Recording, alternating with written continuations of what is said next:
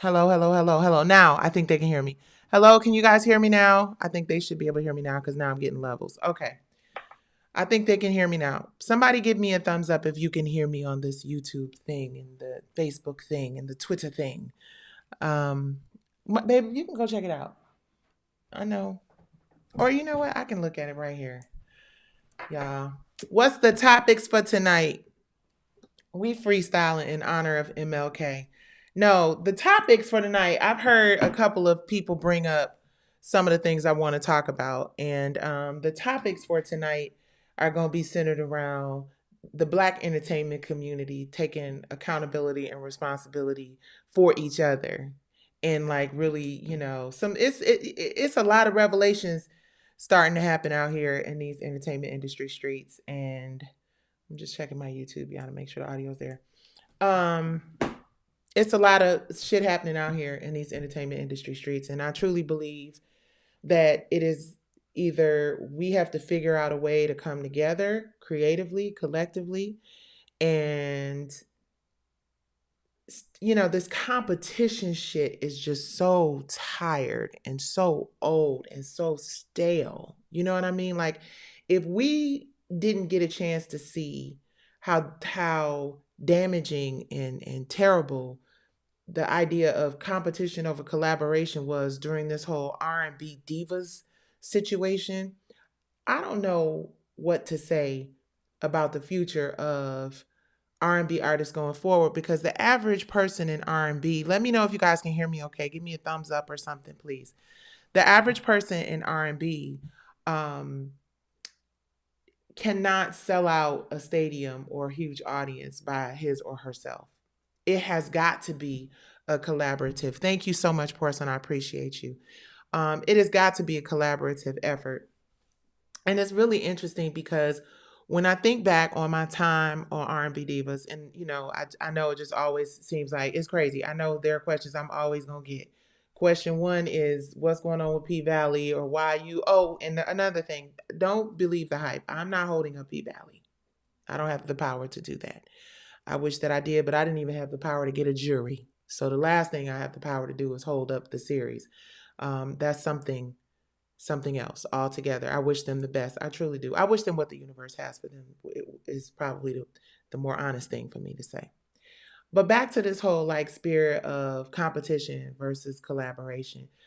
I understand that as a community of people, we think that it's important for us to impress each other with what we've accomplished as individuals. Like, look what I did. Look at my record deal. Look at my car. Look at my Chanel bag. Look at my, you understand? Right? Totally understand why. Because we have lived most of our lives not having those things. So we tend to really cherish them. And feel like they make us more important or they add value. And then as entertainers, we get out here and we continue to perpetuate that same lie, the same bullshit, the same stereotype. Because truthfully speaking, I'm sorry, guys. Truthfully speaking, if you ask your favorite entertainers, right? If you ask your Puffies, your R. Kellys, you know, your Michael Jacksons, your Princes, here we go, Bob Marley. There's Michael over there, y'all. My husband painted those. Those are oil paintings. And Diana's over there on my other shoulder. Y'all can't see it on YouTube, but my TikTok, that's one of the benefits of my TikTok people. We can move things around so they can see them. But I've been in this business. Thank you guys. This room is so inspiring for me. That's my little shelf of inspiration behind me. And it's just a really, cool, inspiring place because I was born, from, my dad was a writer, producer, quality control engineer at Motown Records. He wrote, "If I Were Your Woman and You Are My Man." Um, Engineered a bunch of the car wash Rolls Royce records. My mother was a jazz singer, chanteuse, and a fabulous lady. Um, and I say all that to say I'm an artist at heart. So when I'm in a space, especially prolific artists like these, It just really serves as a source of inspiration because, again, back to what I got on here to talk about. Maybe this might lightweight be a little bit of a rant, right? I ain't gonna hold y'all up. Just because, thank you guys, thank you TikTok. I appreciate y'all for showing up. I appreciate you guys so much for showing up.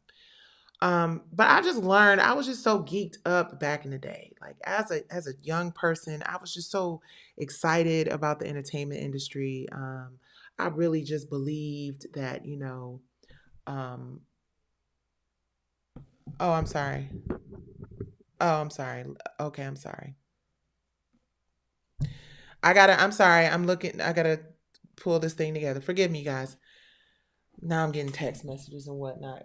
Hold on. Let me get this together. Hold on. Stay out of here.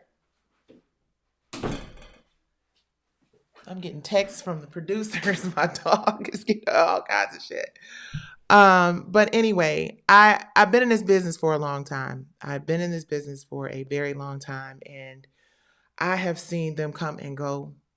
I have tried very, very hard in a lot of ways to preserve the legacy of R&B music. We have lost so many people. So many of our greats have passed on. So many of them have self-medicated. So many of them have gotten to a place where, you know, they just can't take it and it's a wrap. You know what I mean? And it's very difficult to watch our legends all follow the same path. But when you really think about it and you realize that this industry was never designed for artists and creatives to really succeed the way, you know, most human beings should be allowed to succeed and thrive in life. I mean, obviously America wasn't designed, that way. But the entertainment industry in particular is very difficult for creatives to navigate because it is so sinister and it is so one-sided, and it's like when you speak up about it and when you share it, with community, then you become blackball or labeled difficult, or you go through high profile litigations that, unfortunately your family may or may not be lucky enough to recover from. You know what I mean? And it's just sad and unfortunate because we as a community thrive in the spaces of entertainment and sports and media, right? That is the place where we are able to really share our gifts. Obviously, those gifts are extremely valuable because they generate billions and billions of dollars for corporations. Um, and when you look at the struggle of just about every artist there ever was, from Nina Simone to Billie Holiday to Prince to Michael, you know, um, the greats, the biggest, the most successful,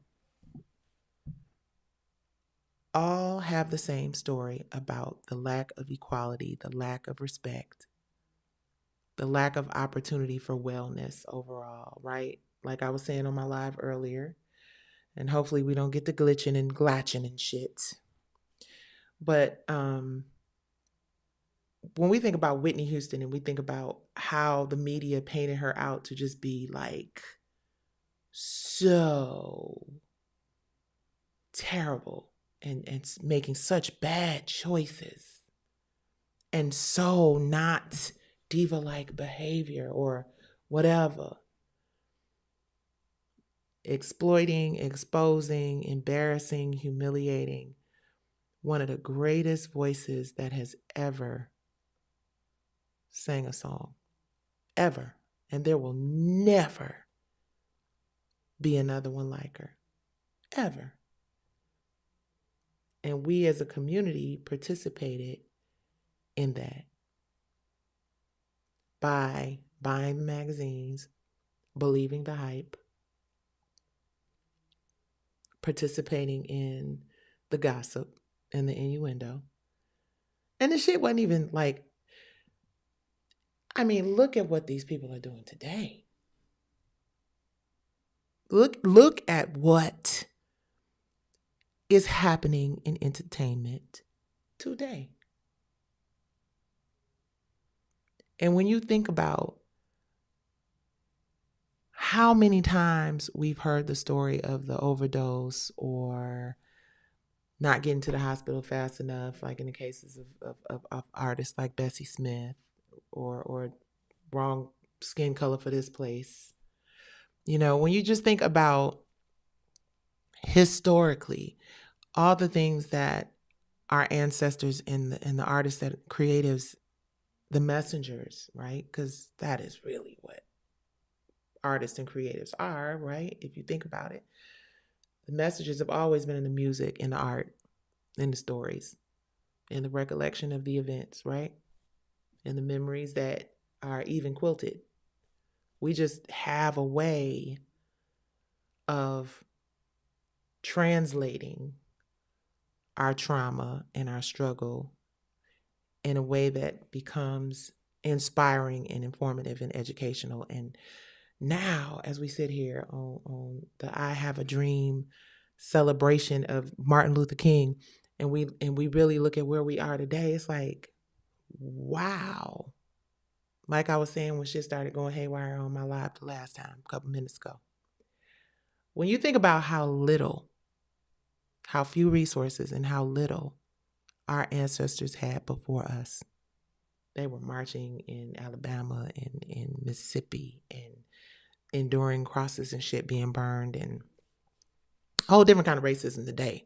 I mean, it still exists, right? But that whole concept of I couldn't have existed during slavery, or I wish I would not, I could have, should have, I would.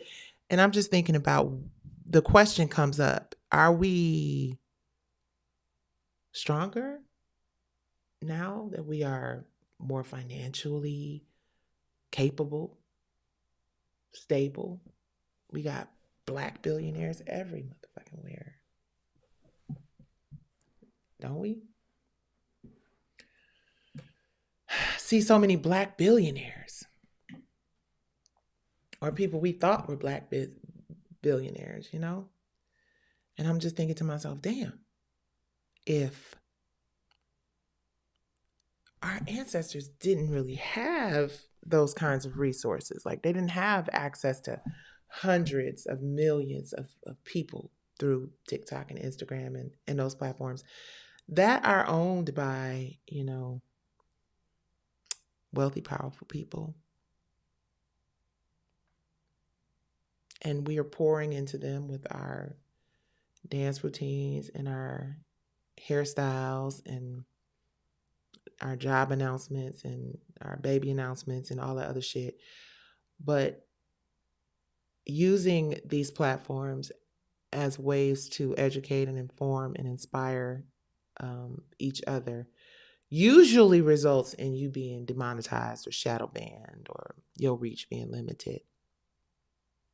And so we just keep dancing all up in it. It's so profound what Suge Knight has said. We want to be all up in the videos dancing. It is all that matters. To be all up in the videos dancing. And I get it. We got to dance to keep from crying, as they said in Colored Girls. But at what point do we stop performing? And at least if the performance happens, we take a page out of our ancestors' books and we put the healing and the learning and the knowledge and the truth in the performance. Strange Fruit, Billie Holiday, wasn't just a song.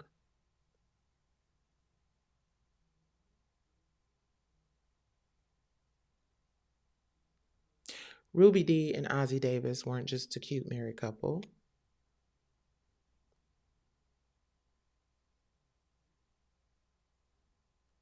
Michael Jackson's They Don't Really Care About Us wasn't just something to dance to.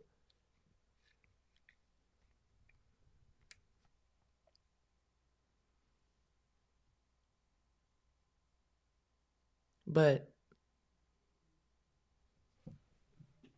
we got billionaires with endless resources when it comes to being able to tell stories and inspire people. Our messages,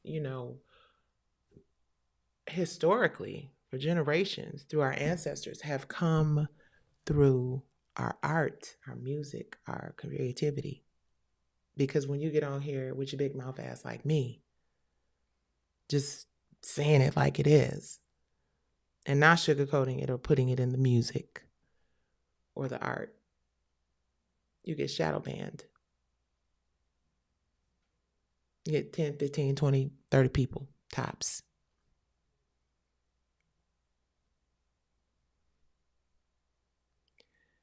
And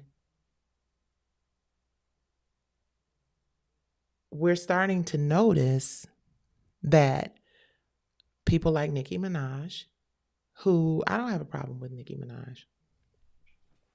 I mean, what she did was what she wanted to do. I don't have a problem with people doing what they want to do,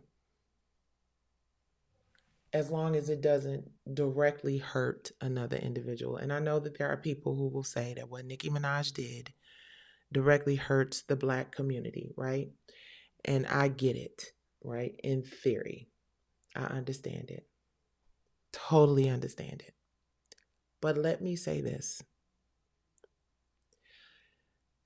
Nicki Minaj is who she is based on the Black community and the gay community and the hip hop community and girls who want to be Barbs. And Nicki Minaj is going to still be that person long after our selective outrage moves on to somebody else. And therein lies the issue for me. We spend so much time investing in temporary selective outrage and anger and don't follow it up with shit. Nothing. We just mad for the sake of being mad. Nothing else comes. Her legacy is tarnished, okay. But how does that help the Black community? Well, we don't buy her records no more? Like what is the lesson in Nicki Minaj showing up to Turning Point and endorsing, that administration, which she has every right to do, whether we agree with it or not? I mean, those of us who know how ridiculous that shit is, and we know what a pawn is, right? But the other part of it is we don't know the whole story. Hey, Victoria, I see you. Hey, Black Man is Fair. We're just kind of all over the place, and we landed on Nicki Minaj because I want to get into the Don Lemon of it all too. But we don't know the whole story. We don't know why that woman did what she did. Body Main Love said the lesson is for us to stop supporting people who don't give a shit about us. Ding, ding, ding, ding, ding, ding, ding, ding, ding, ding, motherfucking ding. Hold on. Wait, I'm going to do you one even better. Not just a ding and a ding and a ding, but we're going to give you some real shit right here. Hold on. Let me turn it all the way up. Turn this motherfucker up.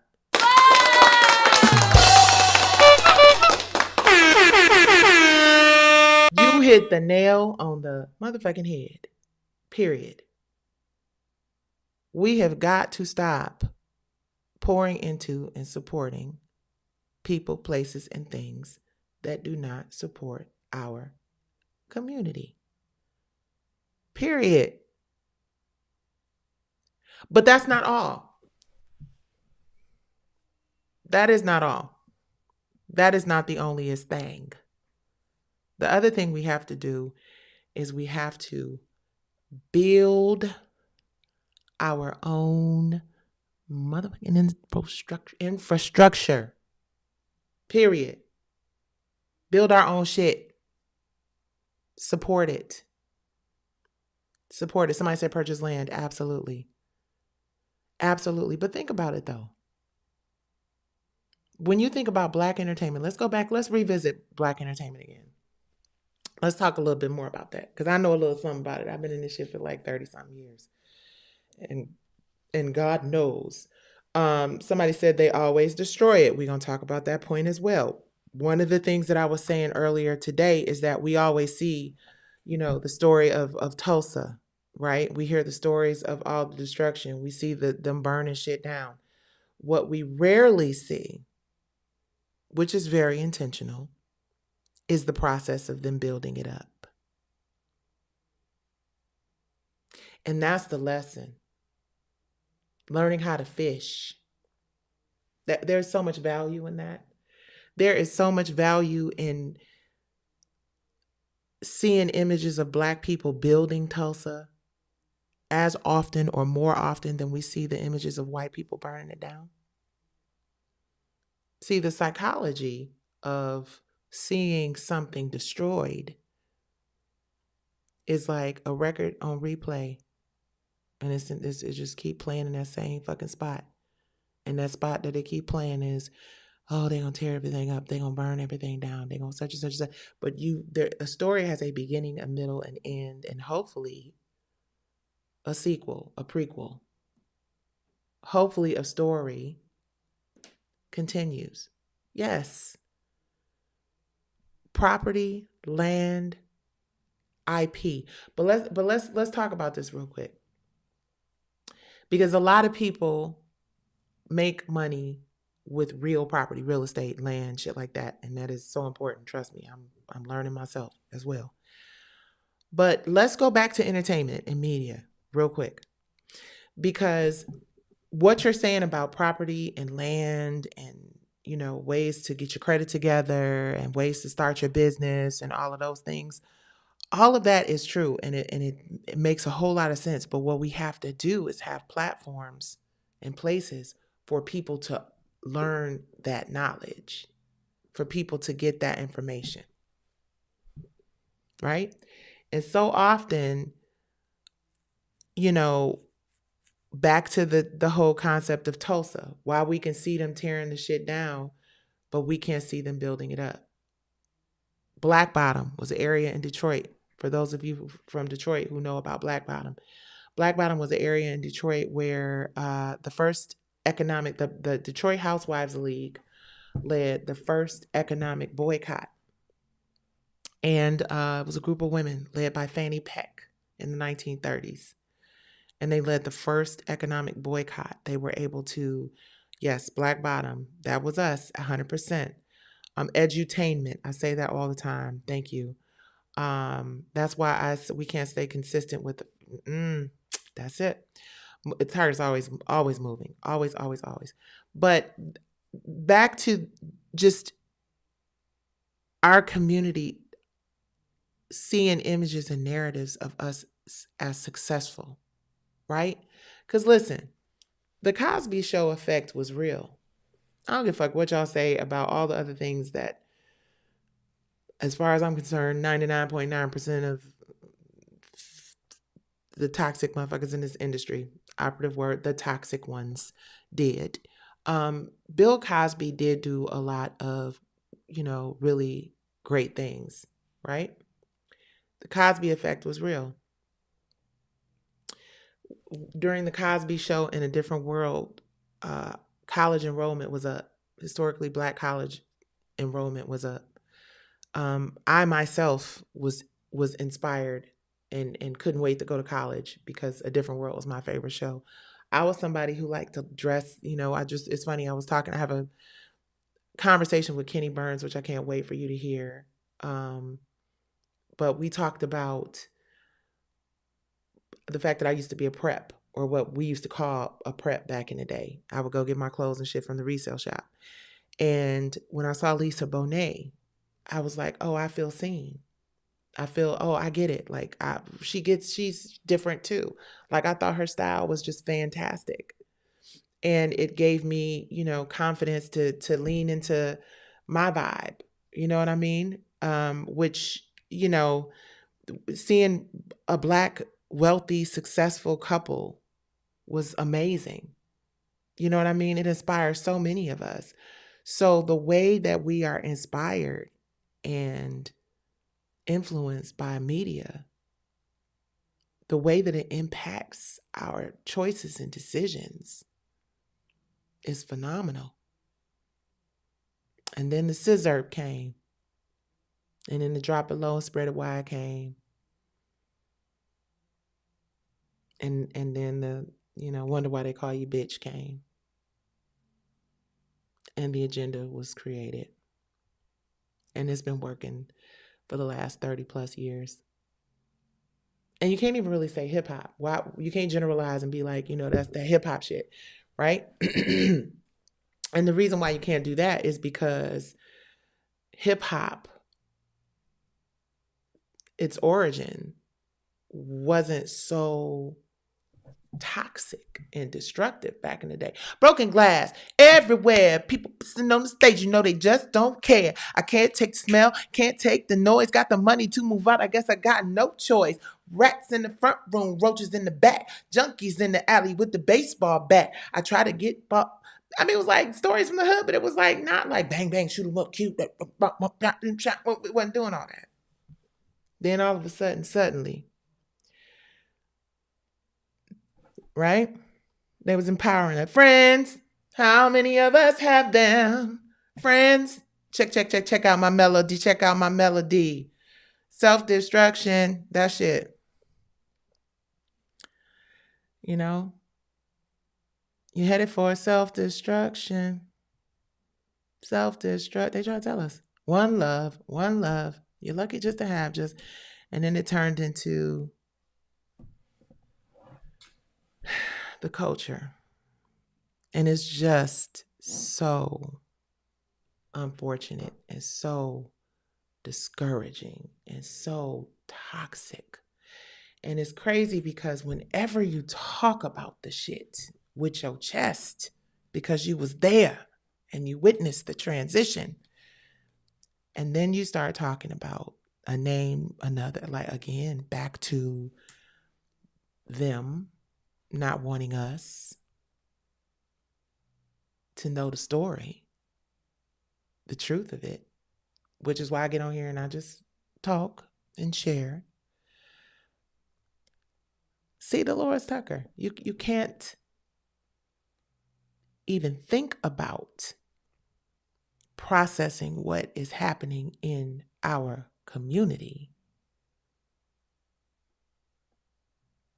without acknowledging C. Dolores Tucker.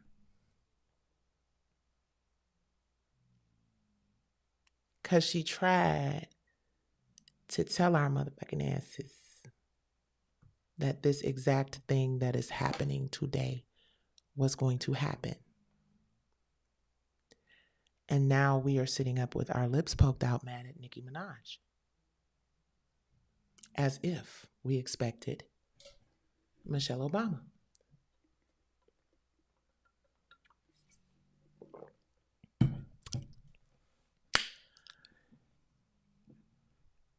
Listen, this shit is chaotic right now. The power that Black entertainers have today with billions of dollars collectively, billions of followers collectively, the power that the entire whole of them don't amount to the power of one of our ancestors in the civil rights movement. And that is some fucked up ass, dirty, rotten shit.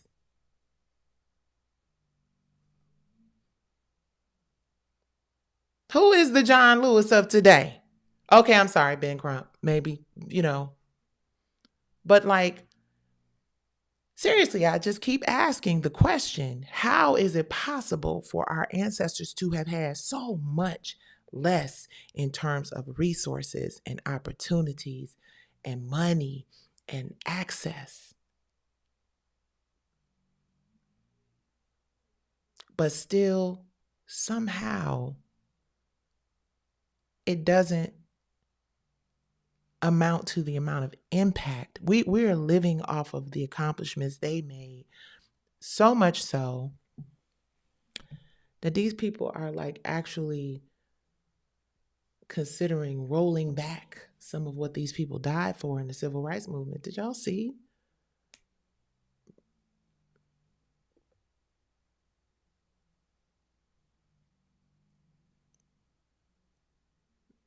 Let me stop. I was about to go there.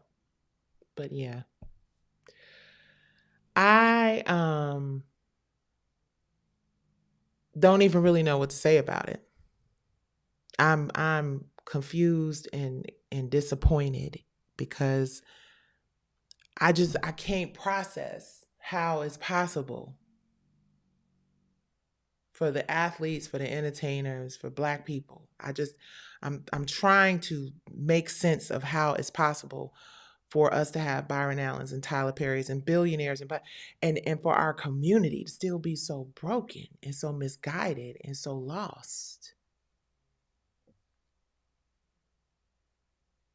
And the other thing that fucks me up, right? I'm sorry, y'all. I don't even think the world is like filter appropriate at this point. I think you just got to say what the hell you got to say with your chest and how you say it. Like it. Sorry, but corporate America don't give a rat's ass about etiquette or what is right these here days. I don't know. Right? And the reason I put so much emphasis on Black entertainment and media is because we as folks from Generation X have zero fucks to give. We have none. We have none. We don't give a fuck. We don't care. And menopausal women, we don't care. But that is a big part of the problem, right? A big part of the issue is that we are only concerned with our own peace because we have fought so long and so hard for it. And rightfully so. Generation X, listen, we guilty of this shit. FBAs, menopausal, we ain't got time for it. We're protecting our peace. But I'm sorry to say, we got to tag each other back in this motherfucking fight. Because our kids that are in college, our kids that are in the neighborhoods looking for, somebody to reach back and give them a way out or guide them, those kids who deserve, us to come and speak and share and us to show them something better, even if it's just 1 out of 500 of them, it's still worth leaning into our community. And, even if it means stepping outside of your comfort zone, because I'm guilty of it. Like, I had really got to a place where I was like, look, I don't want to be bothered with none of this shit. I done been through this case. But as I'm looking at what is happening in our community and how we are being impacted by our lack of involvement. And when I think about the fact that a lot of these people who have been leading the culture have been leading our youth. These are people who are currently in jail. These are people who are currently crashing the fuck out on social media. These are people who are misguided, wealthy, influential, and sitting on motherfucking couches with people who want to destroy the Black community, not realizing just how much damage they doing because they got a whole lot of money and a whole lot of fans and they just don't give a fuck. So now these entertainers that were never really a priority for the FBAs and the politicians and the smart folks over here and the entrepreneurs and the business people, whatever, now we are seeing the impact of undeveloped entertainers, power players, influencers, all over these social media streets, adding to this pot of septic, destructive shit, making it bigger and more accessible to our kids. And at some point, our old asses are going to need somebody with some sense at the wheel. Then what? See, the thing about seeing people you love in hospice and spending a lot of time in hospitals, you get a chance to see who's taking care of us. And sometimes it's absolutely fantastic. And you're like, wow, thank God for caregivers and nurses who really care. And other times you'd be like, wait, I'm supposed to leave my relative here with them? But she talking about loving hip hop and what happened in social media the other day and not really paying attention with the amount of dosage that, No, this is real shit. So thinking that you're protecting your peace by not investing in educating the youth and pouring into the youth is so temporary and delusional. Because if we live in a country that wasn't built to support us over the years, doesn't care about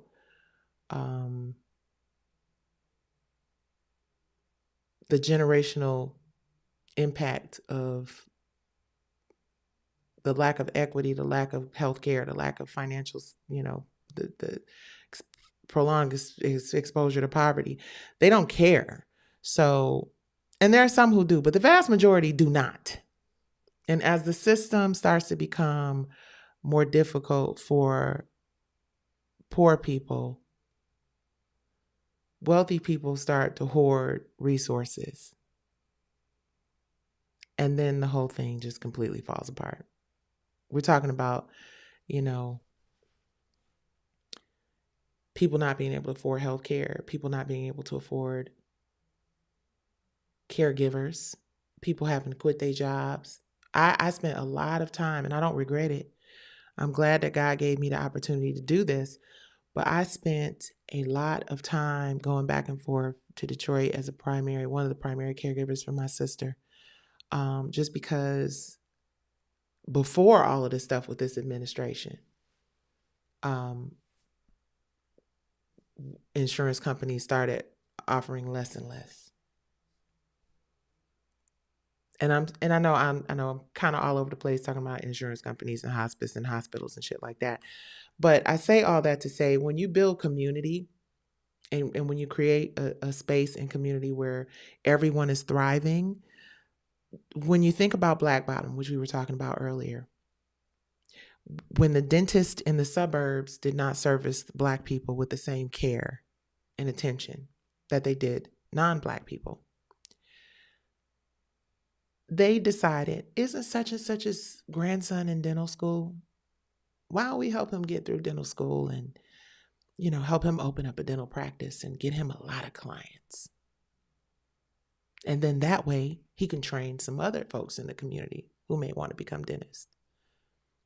And doesn't such and such have the skill to open up a restaurant and a bar? Well, instead of us going and spending our money down there in the suburbs where they don't appreciate it, let's help such and such open up a nightclub and a bar. And then the Sarah Vaughns and the Ella Fitzgeralds and the Sammy Davises and all those folks started coming and performing in Paradise Valley, which is what it's called to this day.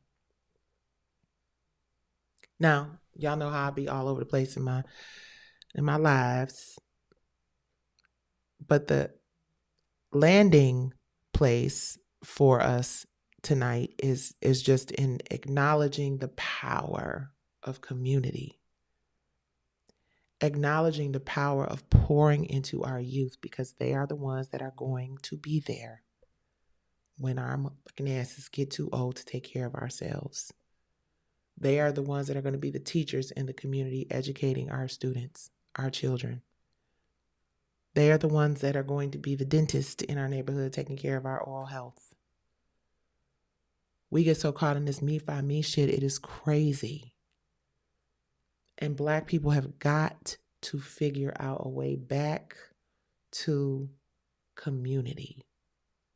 Because Michael said that shit and we were singing it as if it was just a song to sing and dance to. All I want to say is that they don't really care about us. All I want to say is that they don't give a damn about us. This is the greatest entertainer that ever lived.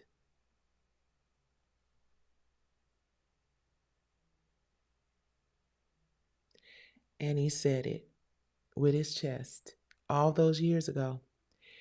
And what have we done except complain about shit like it's the 1940s and 50s and 30s? Billie Holiday had to ride past people being hung from trees. Nina Simone got so played for her work, for her art, for her legacy. Phyllis Hyman took herself up out of here. Michael Jackson. Prince wrote slave on the side of his motherfucking face. Mississippi, goddamn. Strange fruit, exactly.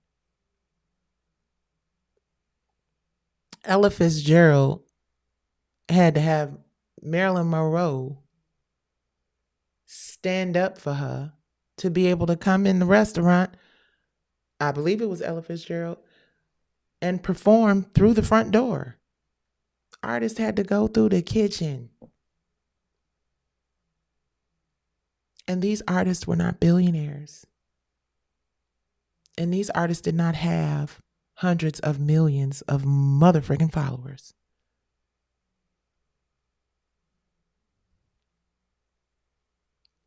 But they had a whole lot more power and were able to do a whole lot more for our people. Muhammad Ali. Nigga, what? I'm sorry. Oops. Take it back. But no, for real. Nigga, what? What Muhammad Ali was able to do as an athlete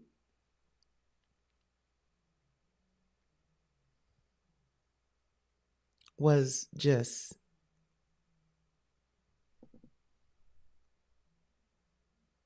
Prince gave up his name. Tina Turner gave up hers, the domestic violence of it all. And we got people who own multi-billion-dollar studios and all this money and all this power and all of this. Why are Black people struggling so hard? Listen, Linda, I ain't trying to tell nobody how to spend their money. I'm not.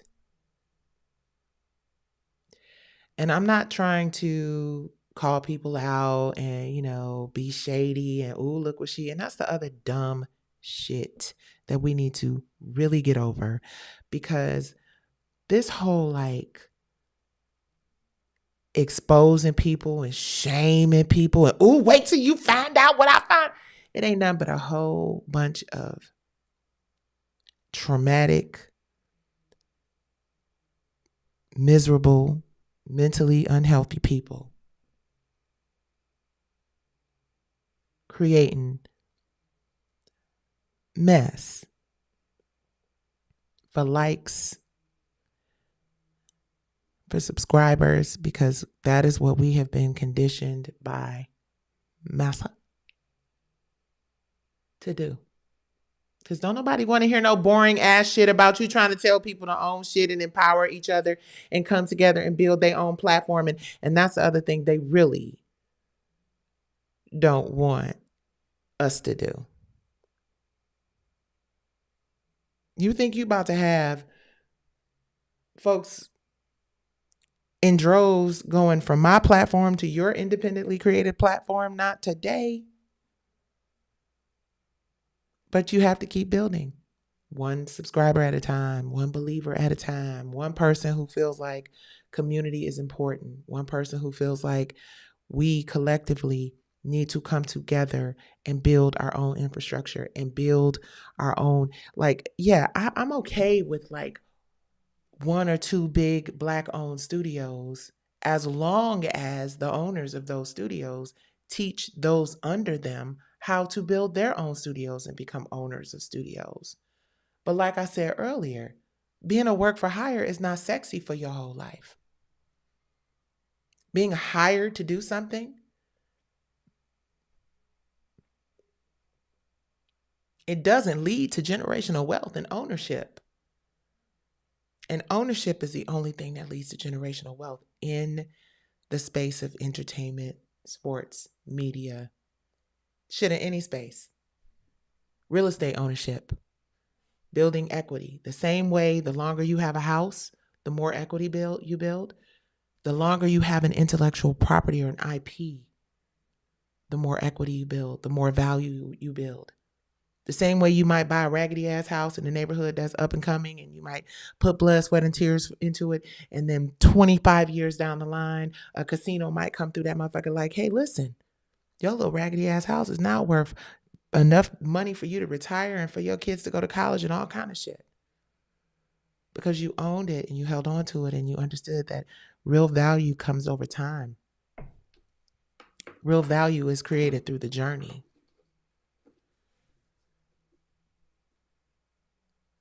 Somebody hiring you to do some shit means somebody can fire you to do some shit. Or if you don't do what they want you to do. The biggest YouTuber on the planet will get their feelings handed to them in a brown paper bag with oil stains on it if YouTube decide that's what they want to do. Again, the biggest Instagrammer and TikToker on the planet will get their whole life and career handed to them in a brown paper bag with oil stains on it if that's what they decide they want to do. When TikTok started, that whole like, oh, we might not be here. Folks were crying, emotional, losing it. I saw videos that made me wonder, honey, go do a welfare check. Because people were losing it. Because ownership is the only thing that will protect you from being let go or fired. And that, my friends, was the reason I fought so hard in my case against P-Valley. Because it wasn't about clout and recognition. It was about the fact that I created an IP that I had hoped to prevail in protecting. I did not. And not for any reason except I couldn't afford to stand up to them. And that's that. Hold on, TikTok, I'm sorry. It's giving me this little puzzle thing. Because if I could have afforded to have stood up, I would have probably, had I definitely wouldn't have been a pro se Supreme Court petitioner, for sure. I wouldn't have done that shit myself. I would have put some money on the table to stand the biggest chance that I could and do what they all do.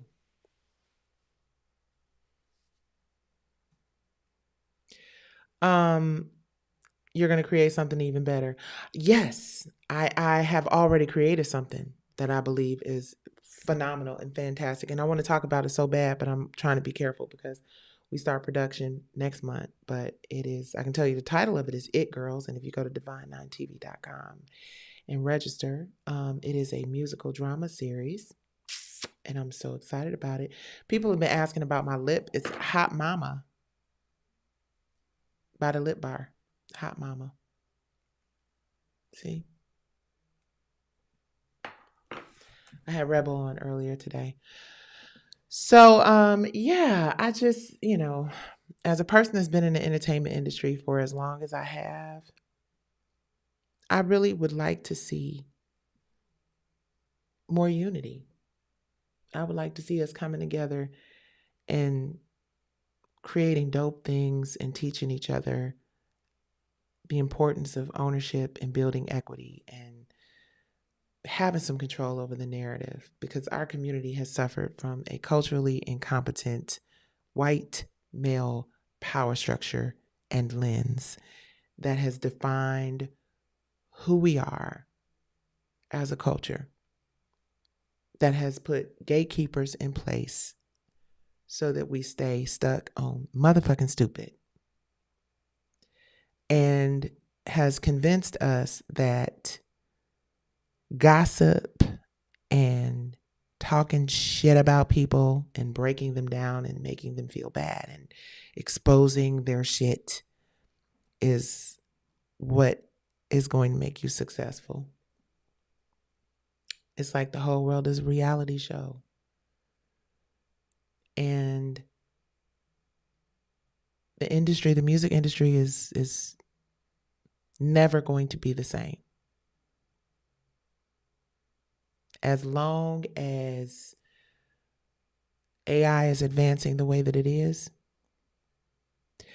artists and creatives are, about to start having to try to figure that shit out. Because people are just being conditioned to listen to robots now. But there is an opportunity there for real artists. There is a golden opportunity. And it requires collaboration. I know what I'm talking about. Oh, I know what I'm talking about. I know that the industry has done a very good job at trying to convince you that I don't know what I'm talking about, or that I'm just some bitch that wants to just take opportunities from people. Shame on her. She's just not a team player. She wants to destroy the shit that she creates. I don't know who wants that. I don't. But somehow or another, the industry has convinced enough people. So my job is a little more difficult because I have to convince motherfuckers that I come in peace and that I got the plan. Right? And then that's a whole nother thing, because everybody wants to be the one with the plan. But I'm one of the ones that has a proven track record of, when I say I got the plan, proving that I do. Even if I haven't always gotten the credit for it. They know, and enough folks know. And I'm not, apologizing for that no more. I'm not. Because you know how you watch somebody doing shit wrong and you just be like, they're so doing this shit wrong, but let me just be quiet, and you just continue to watch them fuck it up until finally you say, listen, you about to run us all into a brick wall. Let me handle this shit, and I don't care how hurt your feelings are, because I know better what to do with it than you do. That's the season I'm in. Period. I'm very confident that I know what needs to be done. I'm not saying that I can do it all. I am saying I know what needs to be done. Period. I'm 55 motherfucking years old, and I am not sugarcoating for any of you bitches anymore. Sorry. I love you. I want to see you succeed. But I'm not playing with people no more. Playtime is over. And, I hate that when you really sit back and you think about all the things that we have lost as a community, all the opportunities with all the incredibly talented artists, and the fact that, we're still listening to Michael Jackson, we still listening to Prince, we're still being entertained and inspired by their music. We're learning things about their songs and their lyrics 30, 40, 50 years later that we did not know at the time. As we evolve and we grow and we become smarter and wiser, we really understand the message. And we're back to how I started this live. See, I be long-winded and I be talking a lot, but I get back to the point. And the point is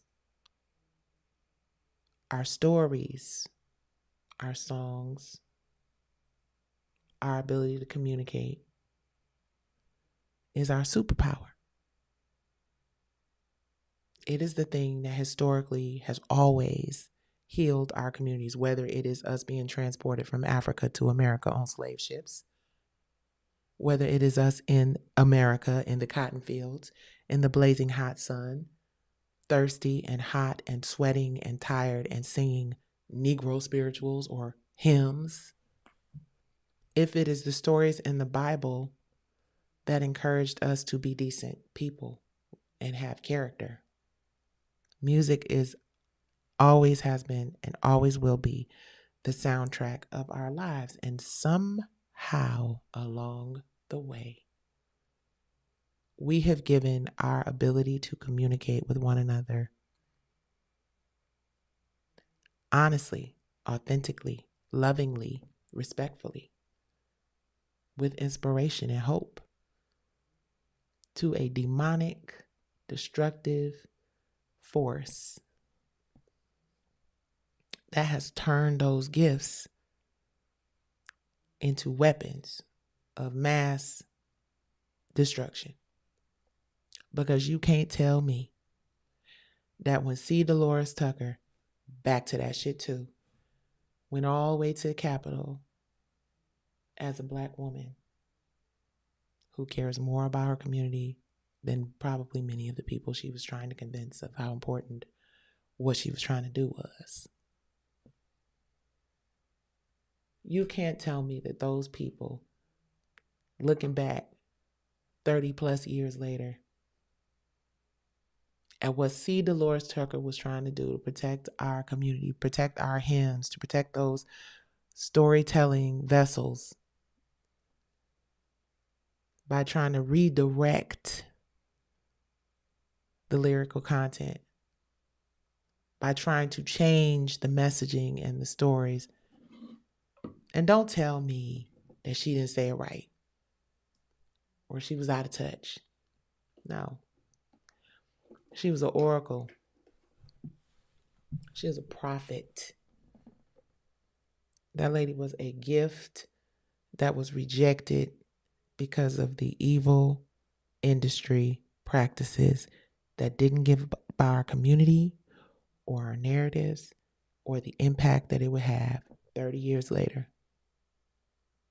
And the crazy shit is all the people who had all that shit to say about C. Dolores Tucker and what she was trying to do. And if you don't know who C. Dolores Tucker is, it's because we don't have the platforms and the media outlets and the opportunities to share stories like that either. There's no reason there shouldn't be a few films that highlight the efforts of women like C. Dolores Tucker, women like the Detroit Housewives League. There's no reason we don't see that except people fear what happens when folks wake up. And Harry Belafonte said this, and I really thought to myself, damn, that sounds like morbid. Mm-mm. He said he thinks it's too late. He said he believes it's too late. And I don't know, y'all. I really don't. I don't know. I don't know if we've just allowed her this reference and, found it really interesting. Can't put the toothpaste back in the tube. And when you think about it from that perspective, it's like, damn, we have the most toxic messages ingrained in our brains, so much so that when those mantras that are really us singing over and over words that,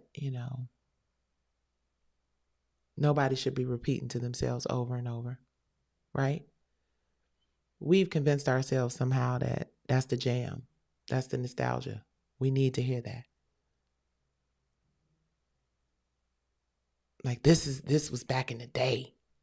This is and we're repeating mantras and repeating things about ourselves and endorsing a narrative and endorsing an image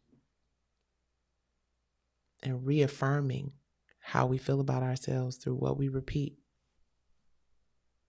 musically, sonically, what we keep watching in terms of movies and shit.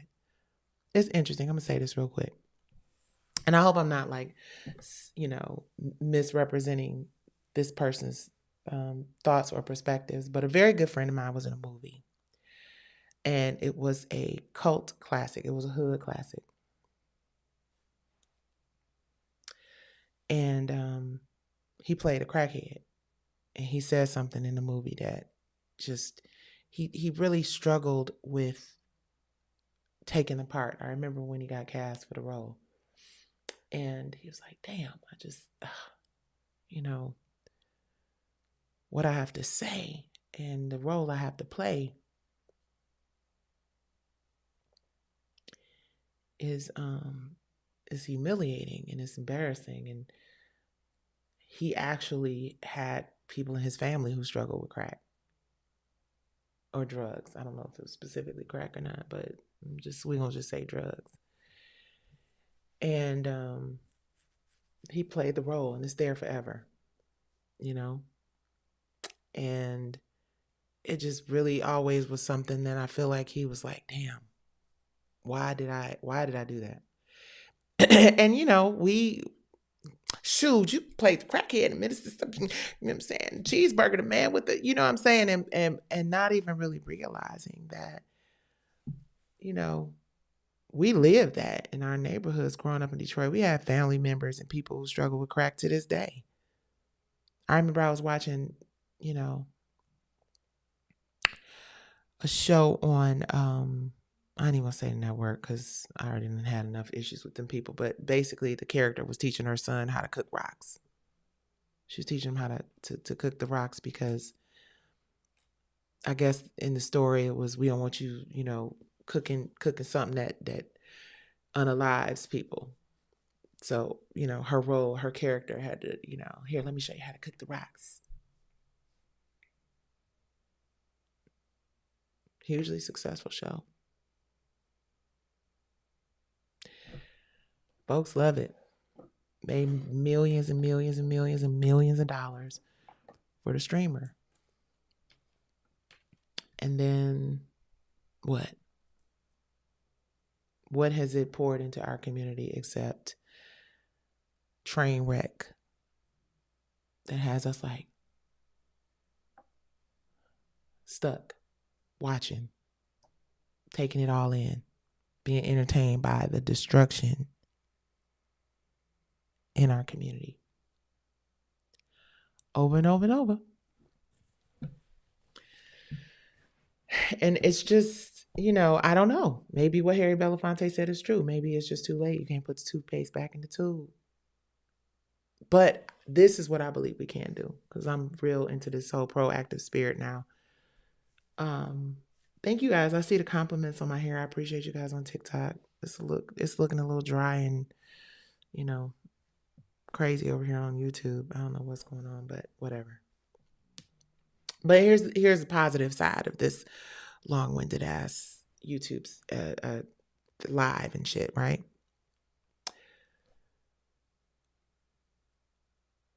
If we just stop dancing in the videos for a minute, and I know it's fun and it's an escape and it's something to do in a world of uncertainty and shit, right? You're 100% right. Get right with God, 100%, first and foremost, right? Or whatever your spiritual belief is. And don't go like the man did with the monks. I don't know if y'all saw that clip, but the man was like, you going to hell because God said, listen, let people believe what they want to believe. Thou shalt not judge.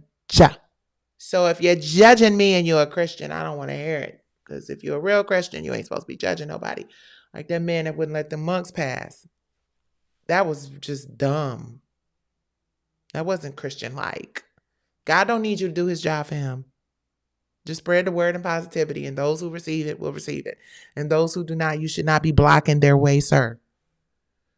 Period.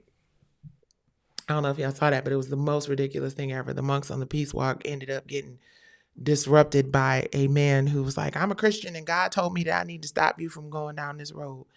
Mind your business and move. But the plan, I think, going forward for us, outside of, somebody said it earlier on the live, divest from things that do not serve our community. Stop being so consumed with the hype of talent and fame. Fame is a vapor. Think about all the famous people that you know that it did not end well for. See, that's the thing with me. I don't give a shit about fame. I do not want to be famous. I want to be wealthy enough to make sure that I can pass down something for my communities and our nonprofit and my family. But the fame shit they can have. Period. Because it's overrated and not real. Money has wings. It comes and it goes. It flies away and it flies back to you. And I know a lot of rich people with a lot of serious mental health issues. And I know a lot of rich people who can't buy their way out of, some of the terrible, horrible shit that they have done that haunts them every night and has them locked up. But there is something to be said about a person who cares and has character. And that is the thing that lasts. And that is the thing that is real. And I understand that I am not the most popular person in the entertainment industry. And I thank God for it. I truly believe that the rejection that I have endured in the entertainment industry is God's protection for sure. Because who wants to be an entertainer today? Now, don't get it twisted. Had a wonderful show in Dallas this weekend. Matter of fact, let's give a round of applause, lighten up the stage. A round of applause for the people in Dallas, honey, because y'all came through and showed us so much love. But part of me cutting my hair was releasing the idea that more meant having more hair, having more money, having more friends, having more followers, having more people watch your live. Having more means that it's better or it's going to work out better for you. No, I cut my fucking hair off because it was just time for me to release the things that I attached myself to that added value in an inauthentic way. It's interesting. I posted a little clip about, this guy saying, if you can rock a pixie, if you can watch your hair short, then true beauty is from the inside out, first and foremost. And when I really thought about, it took me back to, I'm gonna get off in a minute. I'm being a little long-winded and all over the place because I've been in this industry for 5,000 years, so I got a lot of shit to say.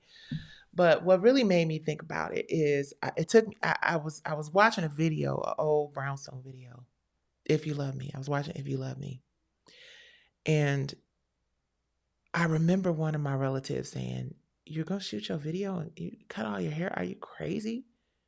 Why would you cut your hair that short? What are you doing?" And I was like, "This shit is fly." What? Girl, you better put a weave and you better figure out. And I was like, why do I have to have a bunch of fake hair? Why can't I just be a big bald-headed black girl with a big mouth and a big voice? Why can't I be that girl?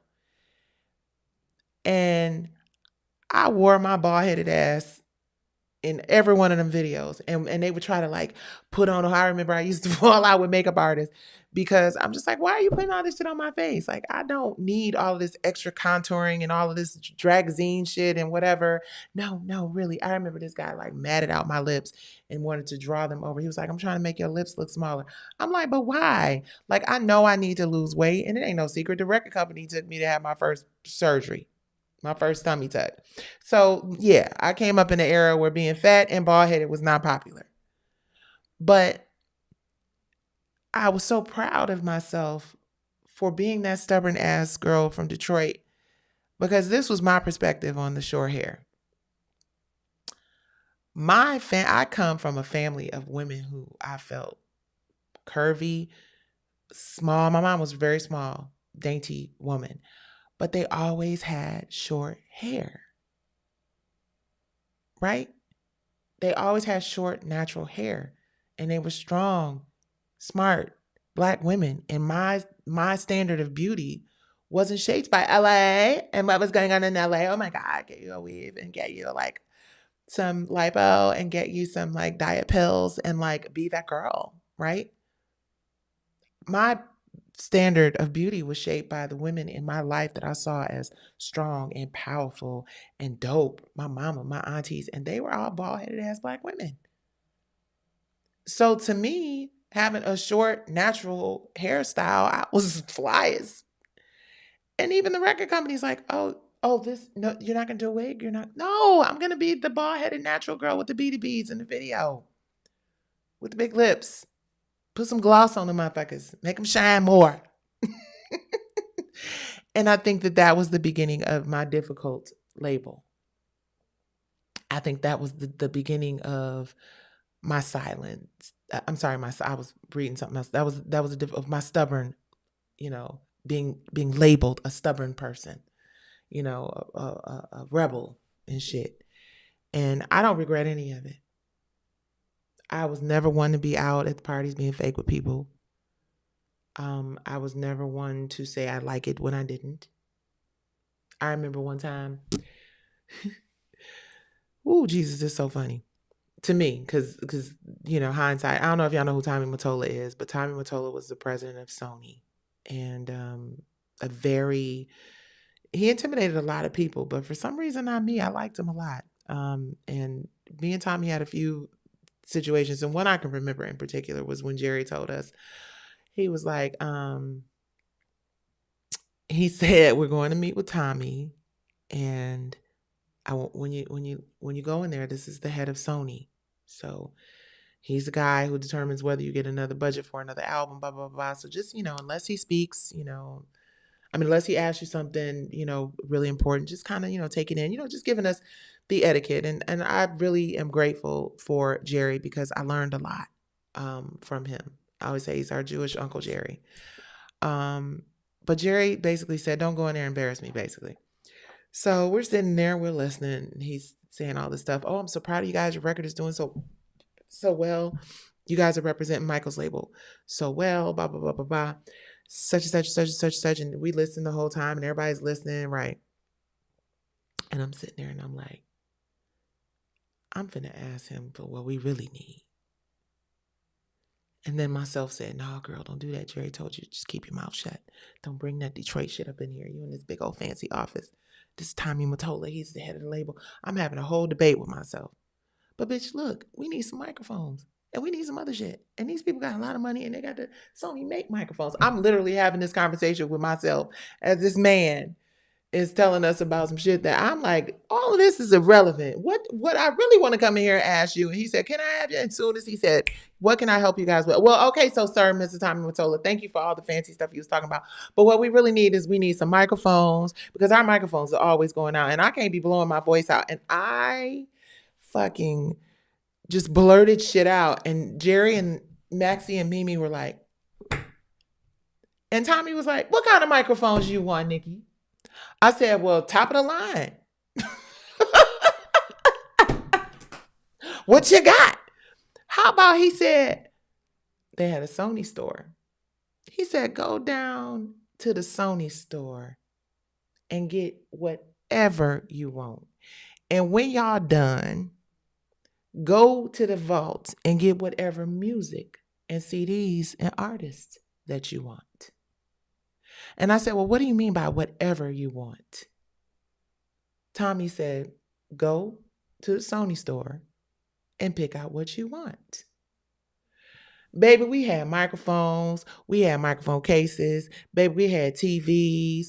Baby, we had all the things. Because ask and ye shall receive, and closed mouths don't get 550 Madison in this month. Somebody know what they talking about exactly. And from that moment on, I feel like I had a great relationship with Tommy Mottola. In fact, we had another little situation. I might as well tell y'all this one too, and I'm gonna try to get up off of here. But it was in the 90s, and we were in London. And whenever we went to London, baby, they would work us to pieces out there, right? So in this case, I told him before I left, I had bought my first condo. And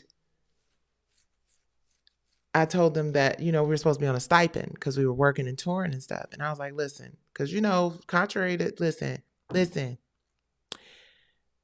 contrary to what people think, artists don't just get paid like that, right? You get a stipend to work on an album. You know what I mean? Because you're not touring and making money like that.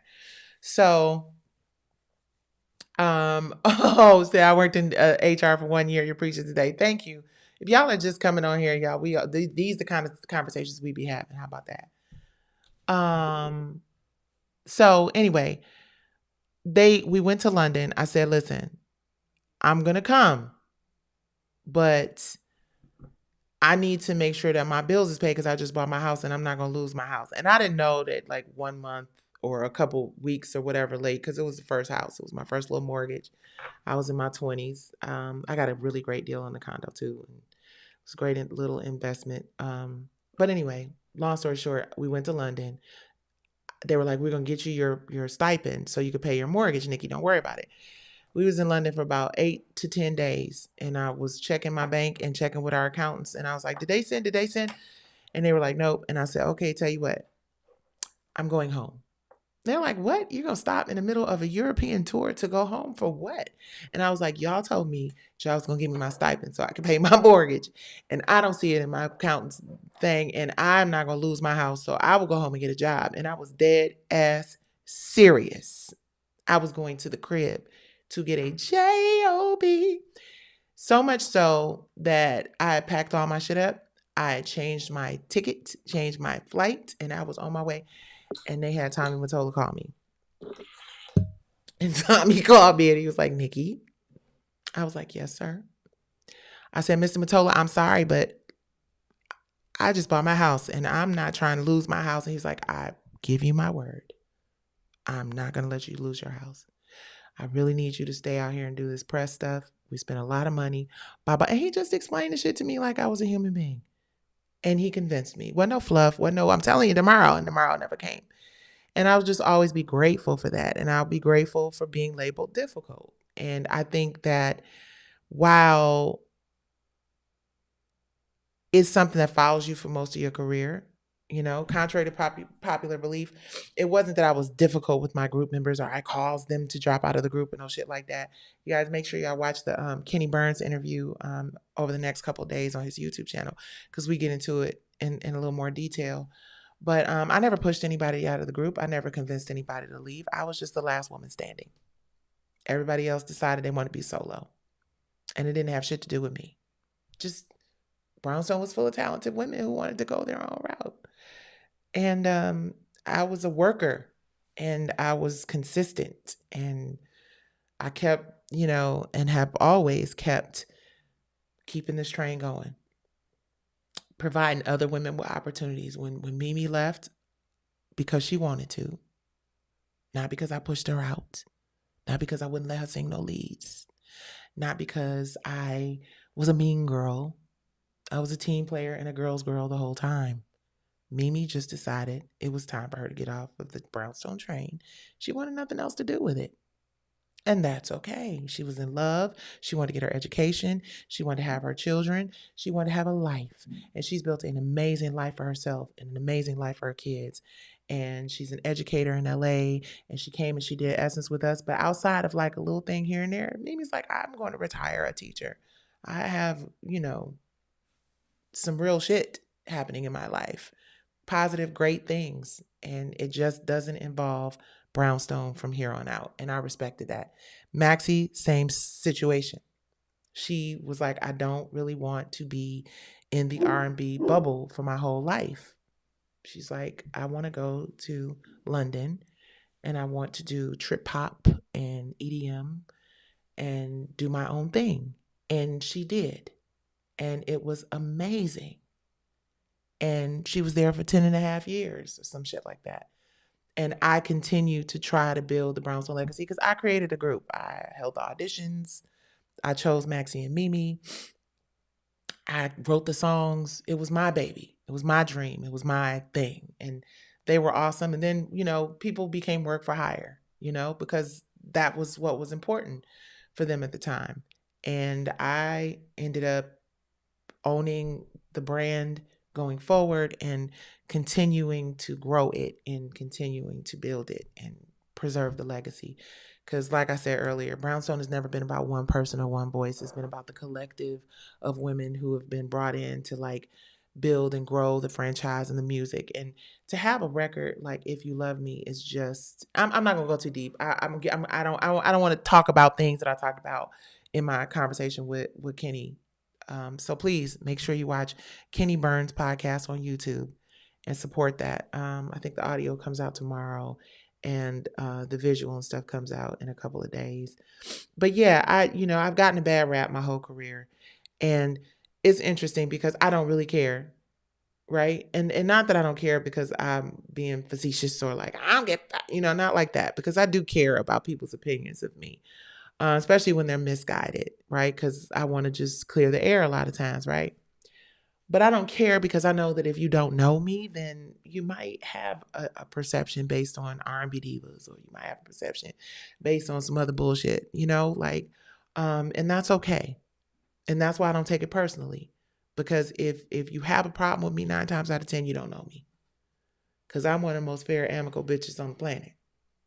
Amicable. Give you way more rope than you deserved. Type 1. My hanky came from Japan, y'all. One of my Japanese fans gave me this. This is an original Hello Kitty hanky. Crazy thing about you is that you gave people jobs through the various shows and produced. Yeah. I put a lot of people in rooms, and I created a lot of opportunities, for other artists and creatives. And I don't regret it. I don't look back on my life and career with regret. I'm happy. I have a husband who loves me, who I love dearly. I have my grandson and my family and my nephews and my nieces and my 59 living siblings, all of whom love me and cherish me dearly, and vice versa.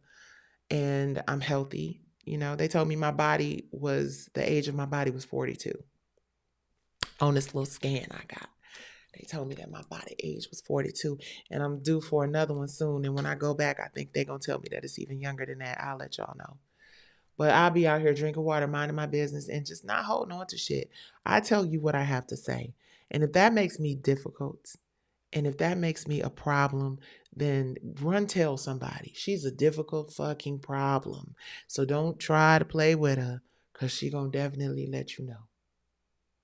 I like that I come with a trigger warning, right? Don't fuck with me, I won't fuck with you. That's the whole thing, Jeffrey Gooden says, what is the next project? The next project is a musical drama series called It Girls. We start filming that in next month. It has a fantastic cast. We'll be announcing the cast in probably a week or two.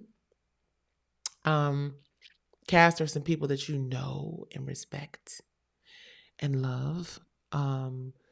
I was going to do Curtains, the drama series based on Soul Kittens Cabaret, but I moved away from that because I was just holding on to some ill will. And I was on some old, like, I'm about to let these motherfuckers know the real.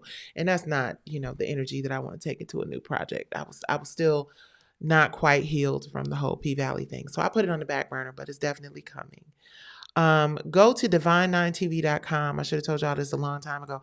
The biggest thing I have coming is in March, on March 23rd, which is the anniversary of my sister's passing.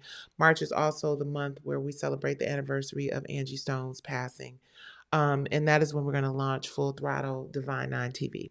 Divine 9 TV is a streaming platform for us by us. Tagline is owned by the culture and led by the divine. So I hope you guys tune into that and support that. Right now, you can log on and register for free. Now, let me tell y'all something real quick before I get up out of here. There will be pay-per-view content on Divine Nine TV. And the reason why is because we have got to figure out a way to make sure that artists and creatives can still continue to get paid for what we do for a living. Because the touring industry is good for a lot of people, but a lot of your favorite artists, a lot of your favorite songs, a lot of the nostalgia, um, we don't, you don't, people are struggling trying to maintain. And, this industry looks different because of AI, because of technology, because, the evil shit that's happening in the world today that's trying to prevent us from really having community and a third space for us to really just build together. So that's what divine9tv.com is. And we will be having some specials and some projects that will have a little ticket involved. We're looking at a little $5 a month Patreon style, annual subscription will get you all the concerts, all the special live conversations. But hopefully, as a community of people, y'all support independent artists and creatives. And it's like us having our own movie theater, right? Because, you know, this series, everything is being, independently produced, right? So you're going to get top tier talent, top tier storytelling, um, top tier, we're shooting it with the best cameras available. We got great directors coming in doing episodes. It's just a really great series. It's called It Girls. It is a musical drama series. So we got studio expenses and all kind of stuff. So when we come along and we say, hey, y'all, It Girls is available on divine9tv.com for the low, low price of $5 a month for you to watch the whole season. Will y'all support? Will you patronize the establishment, our digital streaming platform? I hope so, because it's definitely going to be worth it. And that's not the only thing that's coming. We're going to do live musical performances. Diary of a Diva is coming back for another season. Just a lot of good stuff, you guys. Just a lot of good stuff and ownership and the spirit of collaboration and trying to get back on track as a community. So I have been talking. Somebody said I'll support once P Valley comes back. Well, honey, that's between you and them. So when P Valley comes back, we'll take your coin. Thank you very much. But all I got to say about that, and I'm going to get off after I say this, is that God don't like ugly and he ain't too fond of cute. And the fact that P Valley is not on TV has nothing to do with me and everything to do with the universe. It's coming. That's what they say. All right. I appreciate you guys. But yes, please go to divine9tv.com and subscribe to our platform. And when we launch in March, we're having a big launch party. And if you get an annual membership to the platform, then you will have access to all the concerts, all the behind the scenes. Y'all know I've been banking content for 11 million years. So you'll be able to see all of it. And yeah, it's time for us to build our own space, our own community, and get back to the greatness that we have for years been known for. But somehow over the last, since the 90s, since the 2000s, I guess, it's just been trashtv.com. And everybody's making money off of other people's grief and other people's downfall. And that's not what we're doing at Divine 9 TV. If we get back to talent and humanity and love and great music. And we're going to be playing some classics that you guys haven't seen in a million gazillion years. So thank y'all for hanging out with me tonight. I know I was kind of like all over the place, a little long-winded, a lot exhausted. I'm manifesting our meeting. Everything happens for a reason. Okay, Whittington, reach out. Please subscribe to the platform. Shoot me a DM. Y'all, we are building this thing from the bottom up. It is owned by the culture. It is led by the divine. We got reality, and R&B Divas is coming back. I'm sorry, I've been talking this whole time and I didn't get into that. R&B Divas is coming back. Our company owns the IP now, so we bringing that shit back bigger and better than ever. I love and appreciate y'all for hanging out with me tonight. When you see me go live again, please hit a notification so that you can come and hang out with me again. I appreciate y'all for loving the haircut. Thank y'all. I cut off a lot of stress and grief. And yeah, honey, now we getting this body yaddy yaddy together, baby. Because it is definitely a glow from the inside out. Okay, guys. Thank y'all for hanging out with me on Nights with Nicci. God bless y'all. I wish y'all the best. Peace. Thank y'all for hanging. Love you guys. Peace.